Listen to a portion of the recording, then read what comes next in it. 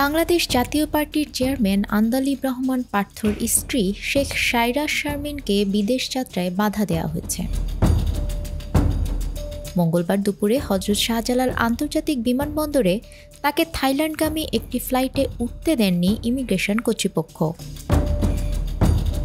বিমানবন্দর সংশ্লিষ্ট একটি সূত্র বিষয়টি নিশ্চিত করেছে। সূত্র জানিয়েছে, শেখ সায়রা শারমিন দুপুর 1:35 যাত্রার জন্য বান্ডেল থাকলে প্রতি সেনমানিতে টাকা বাঁচবে। বিকাশ সেনমানি বান্ডেল কিনে জিতুন প্রতি লেনদেনে। থাই এয়ারলাইন্সের TG322 ফ্লাইটে চেক ইন করলেও ইমিগ্রেশন থেকে তাকে থামিয়ে দেওয়া হয়। শেখ সায়রা শারমিন শেখ মুজিবুর রহমানের ভাতিজা, শেখ হেলাল উদ্দিনের মেয়ে এবং সাবেক সংসদ সদস্য শেখ তন্ময়ের বোন।